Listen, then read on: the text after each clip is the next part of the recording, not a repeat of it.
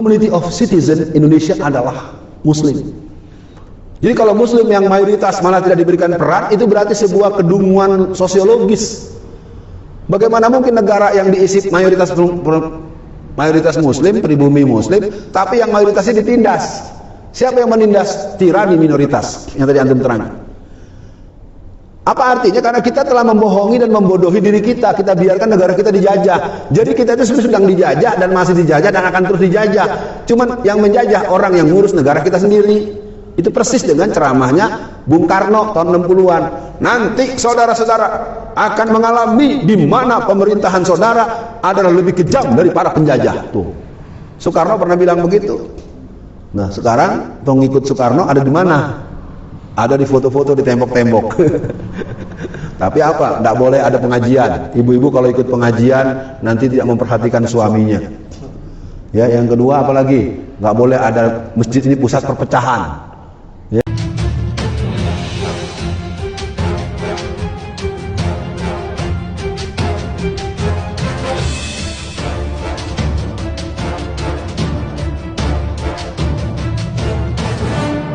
Padahal. Assalamualaikum warahmatullahi wabarakatuh. Waalaikumsalam. Jadi sebenarnya kami di daerah ini prihatin juga mendengar apa yang terjadi di pusat. Saya dengan Bapak, saya kadang-kadang bangga dengan Bapak karena berani menyatakan yang benar. Karena kita umat Islam pada hari ini sebenarnya bukan dalam keadaan baik-baik saja. Karena semuanya kita dikendalikan oleh penguasa-penguasa yang konon katanya orang-orang Cina.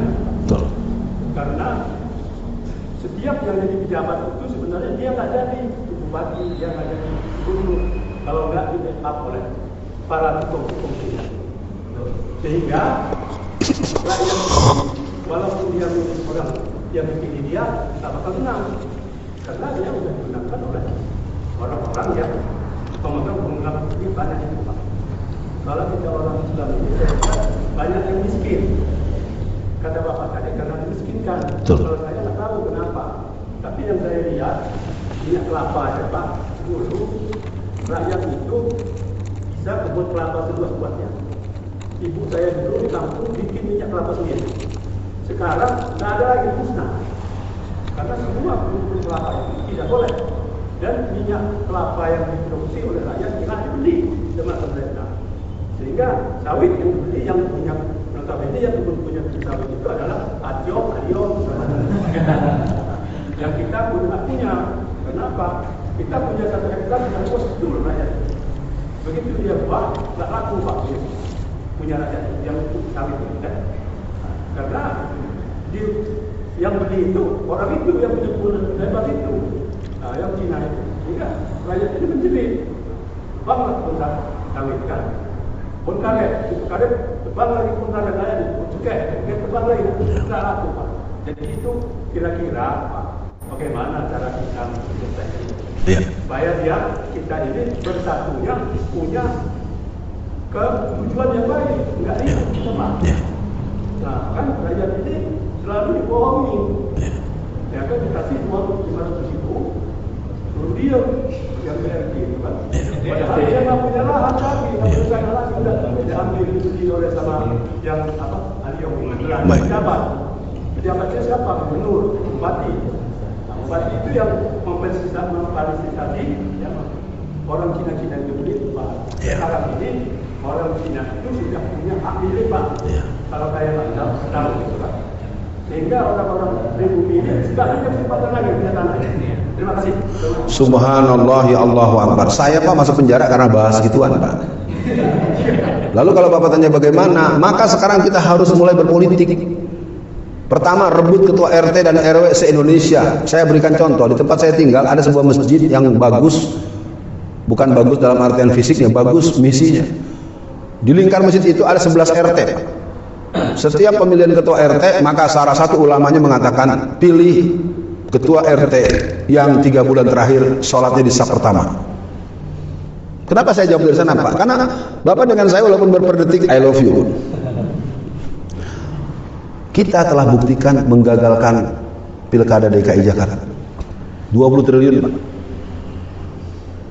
Jadi kita bisa menang, pertama kita harus bersangka baik kepada Allah, tergantung dalam sebuah hadis qudsi, aku tergantung sangka-sangka hamba. Yang kedua, kita harus menang dengan cara merancang kemenangan. Kita itu kalau bicara politik, belum ditembak udah mati. Makanya sekarang saya di beberapa daerah ada khusus Pak pengajian politik. Ya.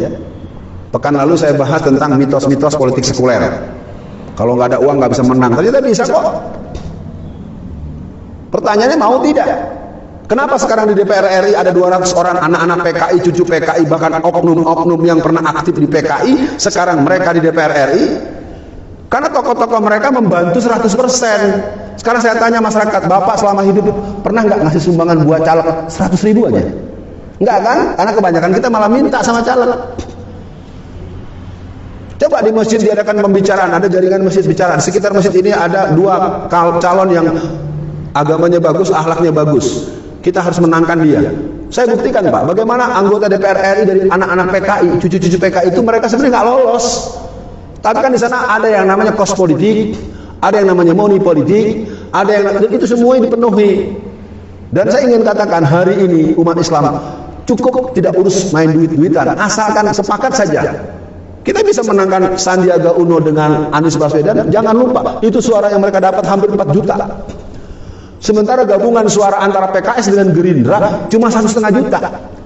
Berarti yang 2,5 juta itu bukan orang partai mereka. Umat Islam itu Pak bisa menang. Makanya kalau masjid harus ada pengajian politik, politik strategis dan politik keumatan. Kalau ada yang ngelarang kita tanya, Anda kenapa ngelarang? Orang kita ngomong di masjid kita kok. Ya, dan harus berani. Tapi tentu jangan sekarang. Kalau sekarang kan baru pemanasan nih. Bikin kompak dulu pengurusnya. Ya, harus berani pengajian politik. Masalahnya apa? Kenapa nggak boleh? Melanggar undang-undang yang mana? Ya. Saya di rumah saya Pak, berkibar bendera La ilaha illallah dan merah putih di rumah saya. Orang tahu saya ini 20 tahun di Angkatan Darat. Orang tahu saya 5 tahun di Satintal Polres Tangerang dalam bentuk-bentuk pertemanan dan kedinasan. Ketika ada yang datang ke rumah saya nyuruh turunin, saya tanya, saya melanggar undang-undang yang mana? Nggak bisa ngomong, pulang lagi ya, pulang aja loh. Sama dengan kita kemarin gulung-gulung karpet. Bapak baru dengar omongan begini. Bapak boleh cek, YouTube banyak kok, lihat reksa. Jadi kita ini umat Islam, betul kata Bapak, kita tuh dibikin takut.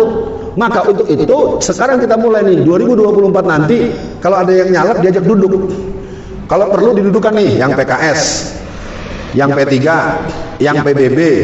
Nanti komprominya mungkin yang umat. Kalau umat kan udah cukup lah ya. Kalau udah partai umat berarti udah jelas tuh kan ada Pak Amin Raisnya. Nah, kalau nanti PAN masih mau diambil, kalau bisa dimajuin. Terus PKB kalau ada ya, kalau nggak ada ya jangan. Nah yang ada aja. Kalau yang lain bagaimana Pak? Ya ada urusan dengan masjid enggak? Kekuasaan dia membela Islam enggak? Karena politik kan kepentingan. Kalau kepentingannya enggak membela agama kita, ngapain kita pilih dia? Jangan terbiasa membeli penderitaan jangka panjang dengan harga murah. Jadi Bapak, kalau boleh saya bilang, yang pertama untuk 2024 pastikan bupati kita menang di kabupaten ya. Wali kota kita menang tidak dibantu seperak pun sama Cina Pak. Tapi nggak bisa.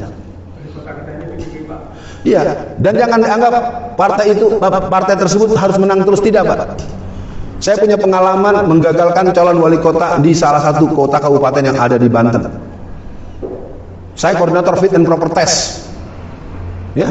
Jadi kalau partai-partai itu dia menjadi menang karena ngancam, maksa dan membohongi jumlah suara yang diperoleh.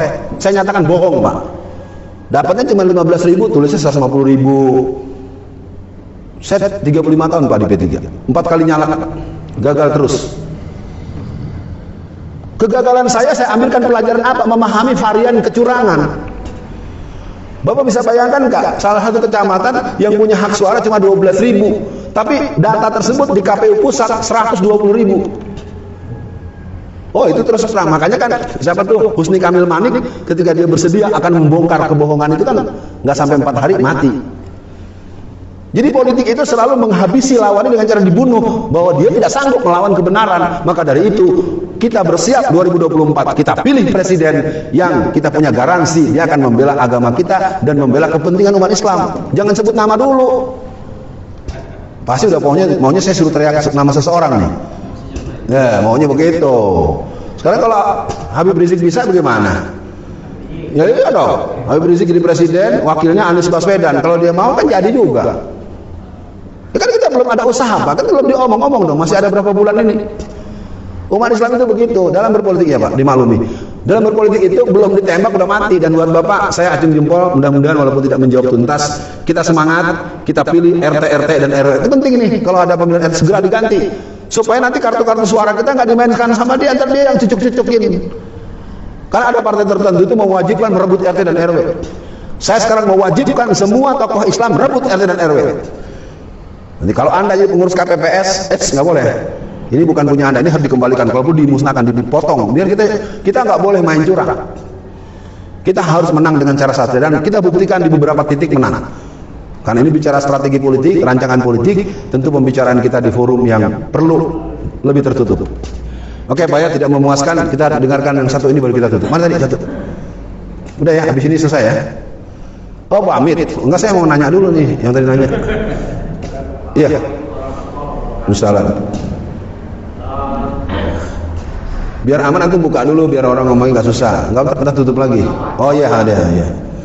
Saya memperhatikan kehidupan mahasiswa di kampus. Saat ini itu sangat berbeda. Padahal dulu kan negara kita militer sangat kuat, tapi lebih bagus di luar akademik. Seperti pada hasil generasi Jakarta jauh lebih bagus zaman aktor dibanding sekarang. Artinya dulu mahasiswa masih bisa mengontrol masyarakat ataupun pemimpin terutama yang mungkin menyimpang dan sebagainya, itu mereka berani bersuarakan. Tapi sekarang ini mati sama sekali. Bahkan para pemimpin kampus pun sudah diketahui oleh para pemimpin kita yang sekarang ini untuk tidak boleh memberikan izin pada mahasiswa untuk memberikan kebebasan pintar akademik di kampus, menyuarakan kepentingan masyarakat luas. Yang ingin saya usulkan pada Pak Alfian sebagai Islam di Indonesia ini, bagaimana mungkin program kita untuk memberikan kesempatan pada terutama generasi muda yang ada di kampus maupun di masjid-masjid ini bekerjasama mungkin dengan Dewan Masjid, dengan DDI, dengan Majelis Ulama untuk program membangkitkan pemuda ini supaya bersemangat membela bangsanya sendiri. Itu saya ingin sekali mendapatkan gambar dari Pak Alfian. Soalnya seperti apa Pak? Oke, cukup ya. Yang masih ada di tempat agar bersabar. Ya, saya paham Anda mau buru-buru pulang, tapi mungkin saya jawab ini baru kita sedikit berdoa. Pelumpuhan gerakan mahasiswa itu sebenarnya terjadi sejak tahun 2000-an. BEMSI atau BEM, Badan Eksekutif Mahasiswa itu diundang ke Bali, dan setiap mahasiswa itu menurut pengakuan beberapa katakanlah murid-murid saya, mahasiswa-mahasiswa saya, itu satu orang diberi 10 juta rupiah. Sekarang saya tanya sama antum, mahasiswa lagi sedang jadi mahasiswa dikasih uang 10 juta. Kira-kira lompat-lompatan nggak? Antum harus tahu dulu, ini sebenarnya pelumpuhan itu bukan di rezim ini saja. Silakan dilacak di tahun 2004 siapa presidennya? Siapa yang namanya sama dengan saya yang kerjanya melumpuhkan gerakan mahasiswa? Yang kemudian dia masuk penjara kan? Ada juga kan namanya sama dengan saya kan? Tahu nggak? Susahnya gitu kalau nggak disebut namanya. Namanya Alfian Malarangeng. Ya, dia yang menggarap seluruh anak-anak BEM, namanya BEM Nusantara, BEMSI seluruh Nusantara dikumpulkan di Bali. Itu ketua-ketua dan tokoh-tokoh itu masing-masing 10 juta dengan pesan tidak boleh berpolitik. Maka selama rezim beliau tidak pernah ada demo mahasiswa. Coba antum ingat-ingat. Nah, kalau generasi sekarang ini kan generasi yang memang sudah masuk pada generasi anti klimaks, yang mana mereka lebih banyak senang dengan K-pop, dengan Mobile Legends, dan permainan-permainan yang membuat mereka kehilangan daya elan pembelaan kepada kepentingan masyarakat. Gini ya Mas ya, saya ingin katakan satu kalimat, idealisme itu ternyata tidak main umur, Pak. Kadang-kadang walaupun lebih muda, kadang-kadang dia lebih maruk, lebih rakus, dan lebih kehilangan idealisme, malah nggak punya idealisme. Saya punya contoh. Suatu hari di sebuah kampus ada seminar. Seminar itu yang mengisi seorang menteri dari kementerian tertentu. Karena Pak Menteri tidak bisa hadir, dia kirim utusan. Utusannya seorang profesor di bidang yang dikuasai dan persis dengan tema yang diminta panitia. Selesai acara, ternyata panitia menyediakan uang sekitar 10-15 juta dalam amplop. Apa kata asisten menteri? Saya tidak perlu menerima uang ini. Mendengar begitu panitianya girang, gembira, akhirnya direbut itu amplopnya pecah, uang berhamburan di jalan raya, dan mereka masuk itu pada berebut mengambil uang itu. Saya melihat dengan mata kepala sendiri, saya kata, artinya apa yang saya katakan? Kalau Anda tadi mengusulkan dan saya acung jempol, dan saya berharap mudah-mudahan di bagian dari perkenalan kita yang bisa kita regulasi. Karena generasi muda itu harus mendapatkan, tapi saya bangga dengan anak-anak ini. Adik bertiga, Assalamualaikum. Mereka itu menyimak loh Pak. Dari tadi saya bicara menyimak. Ini bapaknya ya. Semoga antum diberkahi Allah. Dulu ada tokoh namanya Isa Ansari. Isa Ansari itu nanti saya teruskan ya. Saya lagi kepincut ini dulu nih. Isa Ansari itu punya anak namanya Endang Saifuddin Ansari. Ketika Endang Saifuddin Ansari ini menulis disertasi S3-nya di Amerika, dia ditanya oleh dosen pembimbing, Anda begitu fasih menjelaskan tentang perjuangan politik umat Islam. Apa dia bilang? Ayah saya adalah tokoh partai Islam yang namanya Masyumi. Bintang bulan Masyumi, Palu Arit PKI, gitu. Ya. Kalau saya sekarang wakil ketua umum Masyumi bidang ideologi dan dakwah. Bukan kampanye Mas, karena ini nggak masuk. Nggak ikut ya, bukan nggak ikut, nggak bisa ikut ya. Tapi partai yang satu tuh yang bikin PN Pengadilan Negeri mengundur pemilu itu kan nggak lolos banget itu. Partai nggak lolos bisa membatalkan pemilu, bisa menunda pemilu.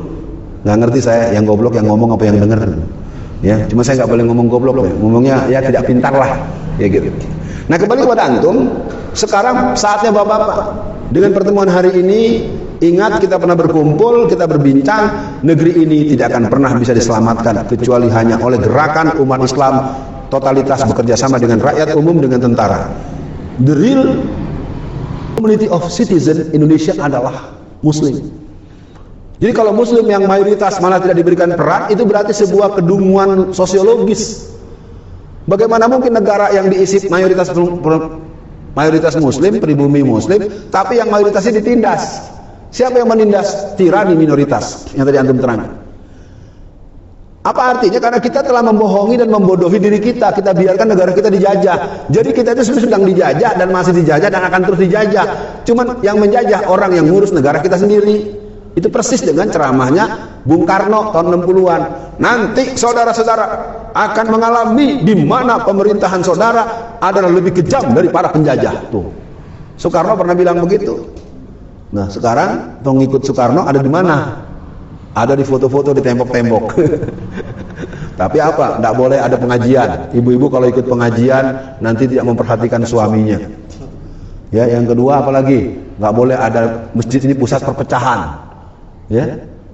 Nah kalau orang seperti begitu, lalu kemudian dia dipuji-puji dan kemudian dapat gelar profesor, nah, oke nanti kejauhan. Kata kuncinya, saya tangkap semangat antum. Dan saya sedang menyiapkan juga dengan nama Daurah Keumatan dan Kebangsaan, menyiapkan generasi emas 2045. Ini baru mau angkatan kelima. Saya lakukan terus, nanti kalau kita bisa kontak bagaimana di Lampung bentuknya apa.